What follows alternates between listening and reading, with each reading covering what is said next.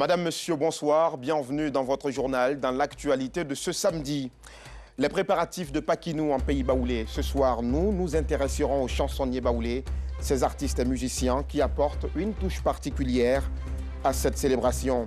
Et dans votre dossier tourisme, nous irons nous baigner ce soir dans la source intarissable des cascades de Glongouin. Ce site touristique situé dans la région des montagnes fait partie des plus visités du pays. Voilà pour le programme. Ouvrons ce journal en musique. Ils sont très célèbres en pays baoulé pour leur capacité d'adaptation, mais aussi pour leur parfaite maîtrise des chansons du terroir. Les chansonniers baoulés sont toujours munis de leurs instruments de musique. Ils interprètent à la perfection leurs titres et des chansons phares du peuple baoulé. À l'avènement de Paquinou, ces chansonniers produisent de nouveaux titres pour le plus grand bonheur du peuple baoulé qu'ils retrouveront au village. Mohamed Ouattara, Anicette Konan Blessing. À quelques jours de la fête de Pâques, événement incontournable en pays baoulé. Un moment choisi par ce peuple du centre de la Côte d'Ivoire pour se retrouver en famille. C'est le cas dans ce studio du beatmaker du Costaud, bien connu de la musique baoulé. L'heure n'est plus au repos. Son studio est pris d'assaut par ces chansonniers de la musique tradimoderne.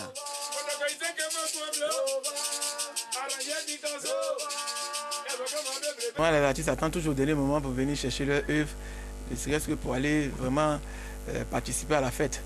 Et actuellement, il y a beaucoup d'artistes sous la main. Nous retrouvons Akbole Kofi en plein enregistrement, une icône de cette musique.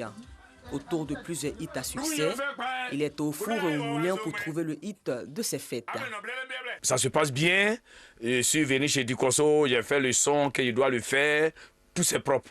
On a déjà fini, quand ça reste à sortir. Quelques heures plus tard, nous le retrouvons dans cet espace communément appelé au baoulé, en pleine répétition accompagné de son staff pour les dernières mises en place avant le grand jour. Nos cas est prêt à quoi il faut venir dans ces 2 jours-là. Actuellement, le son que j'ai en train de faire, ça fait POUM! Il profite de l'occasion pour nous parler de l'évolution de cette sonorité traditionnelle qui fait son bout de chemin. On sait que ça commence à aller. Ça commence à aller. Parce qu'avant-hier, quand maman a fait ça, moi-même j'étais là-bas, ça m'a plu. Je sais que, franchement dit, traduit modèle en train de s'avancer. La fête de Pâques marque la fin du 40e jour de carême pour les millions de fidèles chrétiens, catholiques du monde entier.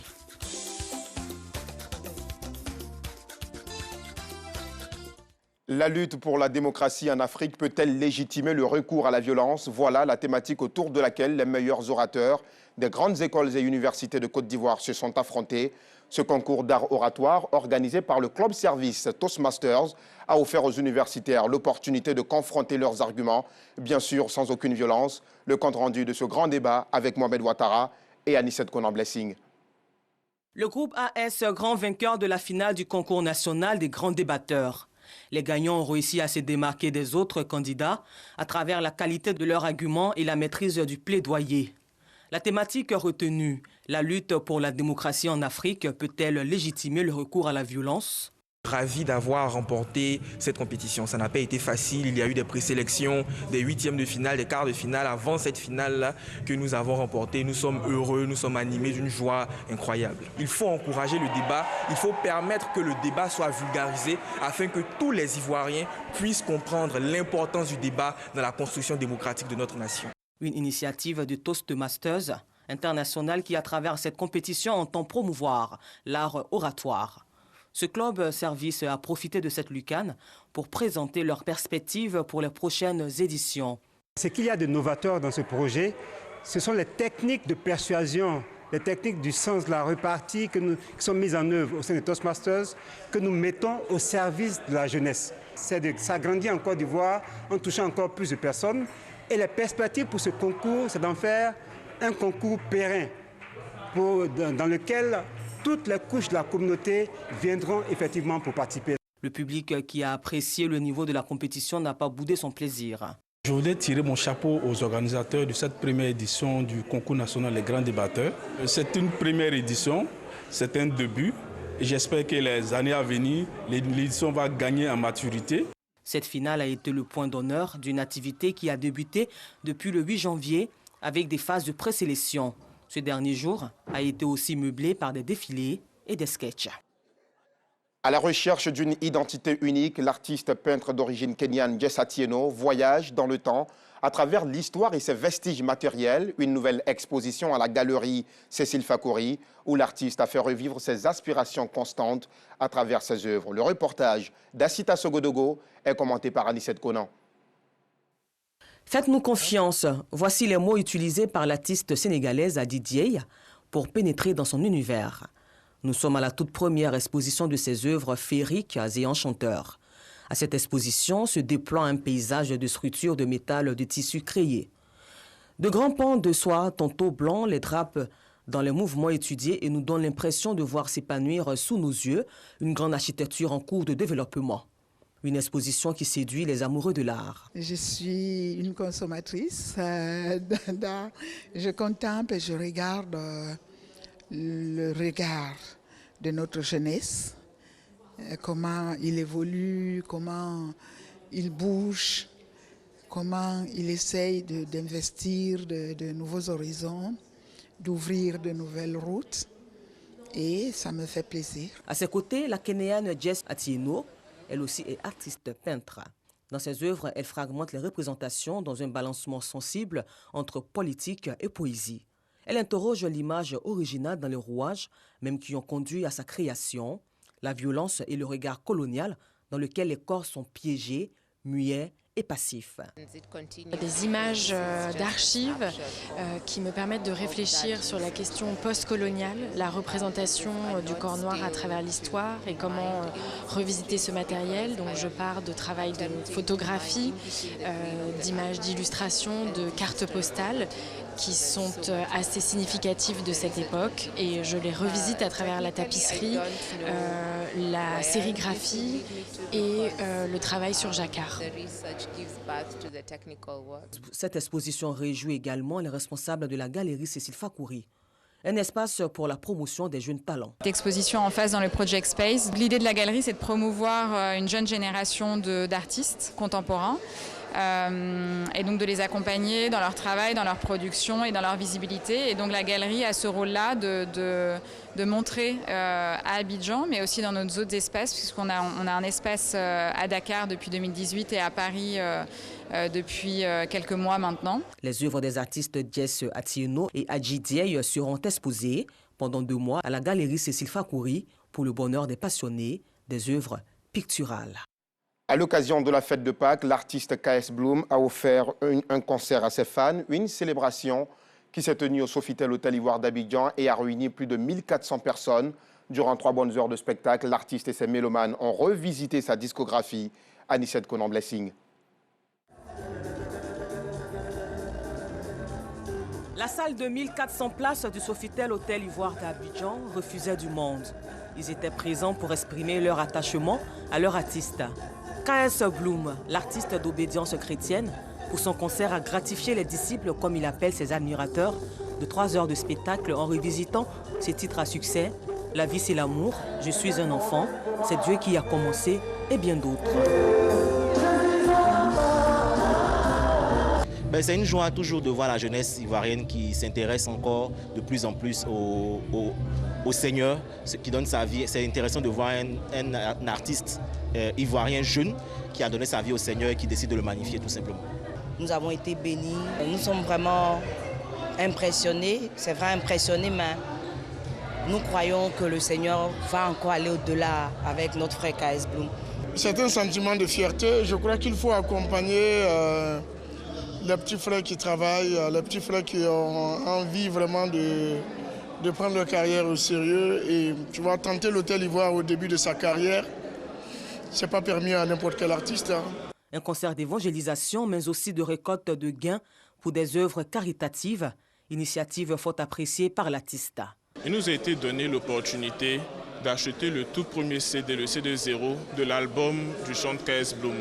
Et je dis bien l'opportunité parce qu'en achetant ce CD, ce n'est pas juste un CD qu'on obtient, mais on sème dans le ministère de ce jeune homme qui change des vies, ce jeune homme qui transforme des nations et qui change des jeunes. Parce que nous savons que la jeunesse, c'est le futur du pays. Je suis hyper reconnaissant à Dieu parce que ce que beaucoup de personnes ne savent pas, c'est qu'il y a eu beaucoup de problèmes techniques C'est-à-dire pendant la prestation, pendant le live, j'ai été coupé plusieurs fois, je ne m'entendais pas, mais tout s'est bien passé, le public a apprécié, on a senti la présence de Dieu, c'est ce qui fait, c'est ce qui réjouit mon cœur, ce qui touche mon cœur le plus.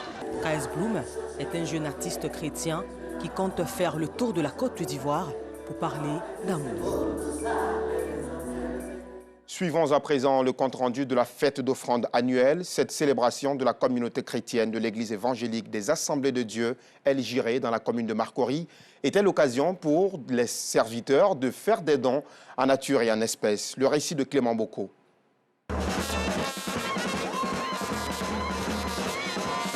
Les fidèles de l'Église des Assemblées de Dieu de Marcory sans fil à l'heure de la reconnaissance. Le Seigneur a fait des grandes choses dans ma vie, dans la vie de mes enfants, dans la vie de mon mari, dans la vie de toute l'Église. Pour cela, nous sommes dans la joie aujourd'hui. Nous avons commencé un concert d'évangélisation qui était le 27 mars. Ce concert s'est bien tenu. Après le concert, nous avons eu une campagne d'évangélisation plein air. Et il y a eu des âmes qui sont données au Seigneur. Tout le monde est dans la joie. C'est un rendez-vous annuel pour les fidèles de l'Église des Assemblées de Dieu. Ce dimanche 10 avril 2022, les fidèles du temple El Jiré de Marcory sans fil ont obéi à ce principe divin, celui de la reconnaissance et de l'obéissance à apporter dans la maison de leur Créateur pour les multiples actions qu'il a accomplies à leur égard toute une année entière. Pour l'offrande annuelle de cette année, le prédicateur du jour a exhorté le peuple de Dieu à donner librement, avec joie, sans contrainte, à l'image d'Abraham, le père des croyants. Abraham savait que son Dieu est le Dieu tout-puissant. Que ce Dieu-là, il est capable de remplacer. Il est capable de pourvoir. Ce matin, s'il y a quelqu'un qui manque quelque chose dans sa vie, Dieu pourvoit à tes besoins. Après l'enseignement, les chrétiens ont apporté dans la ferveur et dans l'allégresse.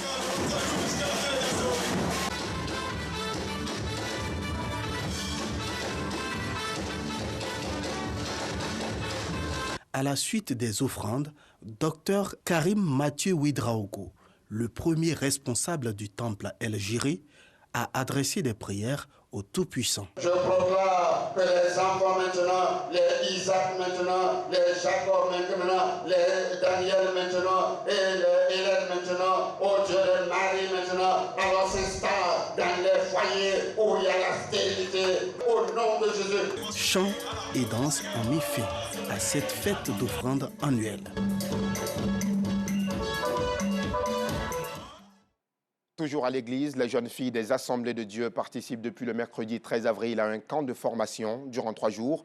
Elles apprendront à renouveler leur engagement vis-à-vis de Dieu. Un camp spirituel donc qui se tient dans l'enceinte de l'église des Assemblées de Dieu de Yopougon, Gare, Temple Emmanuel. Rosemond Kini, Anicette Conan Blessing. Prière, invocation et prédication. Nous ne sommes pas à un culte, mais à la cérémonie d'ouverture du camp des jeunes filles des Assemblées de Dieu d'Abidjan-Ouest. Une occasion pour ces jeunes filles de faire une rencontre avec Dieu. J'ai compris que c'est un moment particulièrement inspiré par le Seigneur en vue de porter un bon encadrement aux jeunes filles dans ce monde pervers. À sortir de ce camp, je veux me sentir restaurée, renouvelée, enfin d'être une aide pour les autres jeunes filles. Jeune fille, l'heure du réveil a sonné pour toi. Cette parole, tirée du livre des Actes des Apôtres, chapitre 2, verset 42, est le thème de cette année. Durant 3 jours, ces 150 jeunes filles des Assemblées de Dieu d'Abidjan-Ouest recevront des enseignements et des conseils. Ce sont des moments intenses de prière, des moments d'enseignement, des moments d'intimité avec le Seigneur. Une initiative appréciée par les responsables de l'Église. Ce qui peut les conseiller, c'est de leur dire de s'attacher plus au Seigneur pour que Dieu puisse vraiment s'occuper de leur vie. Je pense que c'est une bénédiction pour nos filles. Et nous prions que le Seigneur les visite et que ce qu'elles attendent du Seigneur soit accompli pour la gloire de Dieu. Chaque année, durant les congés de Pâques, se tient le camp des jeunes filles dans toutes les églises des Assemblées de Dieu de Côte d'Ivoire. Ivoire Golf Club, Ivoire Club Academy, voilà, s'offre la première édition du tournoi Ivoire Basketball. Le club a disposé de son adversaire, l'Athletic Basket Club de Yopougon, 34-15. Cette compétition a opposé 4 clubs du district d'Abidjan. Les explications de Jean-Sylvain Rissot.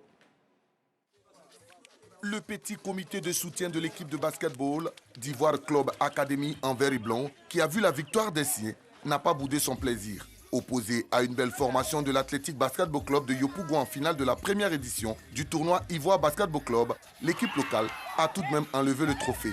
2 cartons auront suffi au poulain de Yao Samuel avec comme chef d'orchestre Stéphane Crédit pour dompter ceux de son homologue Kwadjo Abo, malgré les nombreuses tentatives du meilleur joueur du tournoi, Bamba Baba et ses coéquipiers. Score final 34-15. C'est le fruit d'un travail acharné. Nous voulons dire merci à tous ceux qui ont permis que ceci puisse être possible. Franchement, je suis dessus parce qu'on n'a pas pu défendre. Et c'est ça la vie. Il y a des défaites et puis il y a des fois on gagne. Bon, ça c'est comme ça on apprend pour évoluer. L'initiative de ce projet vient de 2 raisons principales.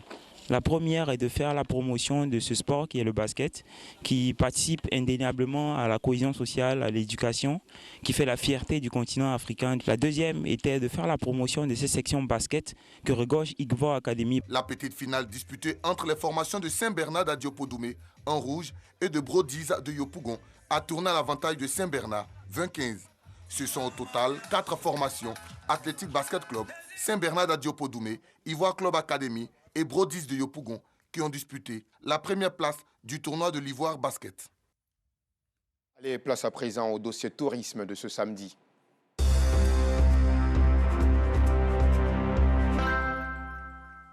Avez-vous entendu parler de la cascade naturelle de Glongouin ou l'avez-vous une fois visité? Sinon, abandonnez tout et voyagez avec nous ce soir dans l'ouest de la Côte d'Ivoire à la découverte de cet impressionnant site touristique, l'un des plus visités de Côte d'Ivoire. Cette cascade naturelle est située au pied de la Dent de Man. Ce pic touristique d'une altitude de 881 mètres, c'est un cadre reposant avec une eau fraîche dans laquelle les touristes peuvent se baigner aisément. Effet exceptionnel, en saison de pluie comme en saison sèche, la cascade naturelle de Glongouin demeure intarissable. Le dossier tourisme de ce samedi porte la signature de Joël Gosset et Gilles Tonia. C'est connu. La Côte d'Ivoire regorge un fort potentiel touristique. Du nord au sud, de l'est à l'ouest, en passant par le centre du pays.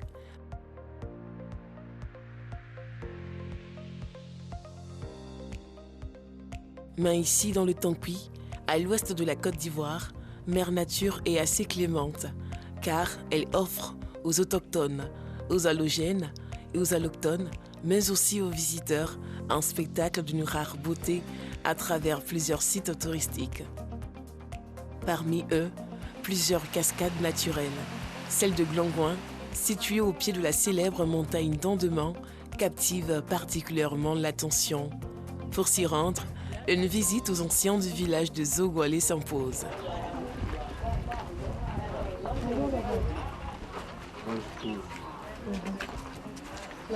Ça va. Pour ce voyage à la cascade naturelle de Glongouin, la coutume demande de la cola avant le voyage.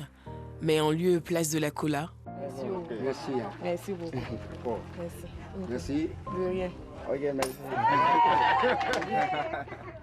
Après les formalités coutumières remplies, l'ancien nous confie à Séverin Guégoueti. Il sera notre guide pour ce voyage. Nous sommes à Zogwalé. Et ce village est le village qui est plus proche de la cascade naturelle, plus proche de la Dent de Man. Actuellement, c'est 1 km 200 mètres. 1 km 200 mètres que nous devons parcourir pour arriver jusqu'au Dent de Man. Voilà, c'est dans la forêt que nous voyons devant nous. On va là-bas. D'accord, donc on se donne top. Okay. Top départ. Ah non, allez. Sur le chemin, une scène force le regard. Cette eau utilisée par les habitants de ce village pour des besoins ménagers.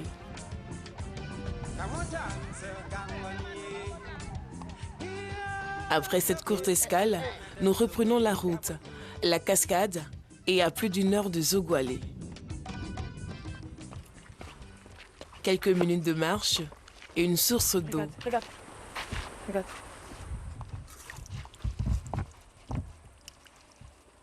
Selon notre guide, cette source d'eau permet aux paysans sur le chemin de se désaltérer. Ouais, c'est propre, c'est bon. C'est vraiment bon. Tu es au travail, Ouais, je suis au travail. Au fur et à mesure que nous avançons, pour les non-initiés que nous sommes, le trajet devient difficile.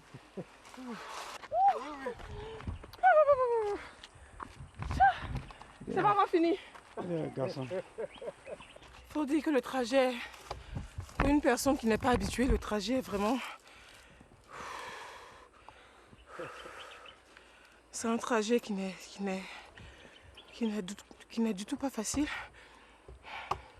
Je peux la voir. Je peux la voir. Le soleil est à son zénith dans cette région qui n'a enregistré aucune goutte de pluie depuis plus de 4 mois. Après cette difficile montée, un indice rassurant et même encourageant nous redonne le sourire. Le murmure des chutes d'eau, pas très loin de nous. Enfin, nous y sommes. Nous découvrons à travers cette nature luxuriante les chutes d'eau au cœur d'un cadre où s'entremêlent harmonieusement le chant des oiseaux et le ruissellement de l'eau sur les rochers. Issue d'une rivière à débit variable, elle s'écoule sur une hauteur de 20 mètres environ et constitue un magnifique lieu de repos sous les grands arbres. La particularité, c'est qu'en saison pluvieuse, en saison sèche, l'eau ne tarit jamais ici. Ça, il faut reconnaître. Les gens viennent tous les jours. Un site attrayant, beaucoup fréquenté par des personnes à la recherche d'un peu de fraîcheur. Une baignade dans ces eaux claires qui s'écoulent en pleine forêt s'avère donc nécessaire. Je suis curieuse. J'ai entendu qu'il y a de belles choses à moi, entre autres les cascades naturelles et les montagnes. Donc, pourquoi ne pas venir faire un peu de tourisme interne? Le parcours était fatigant, mais j'ai oublié ce mot. À la découverte de ça, ce mot n'existe plus. C'est la joie. Pour les visiteurs, il est clair. Se trouver dans un tel milieu apporte repos et apaisement.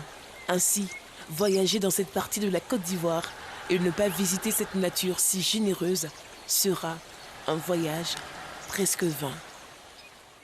Et voilà, c'est la fin de cette édition. Merci beaucoup de l'avoir suivi. Ajoutez désormais un glongouin à votre carnet d'adresses. À demain, 19h30.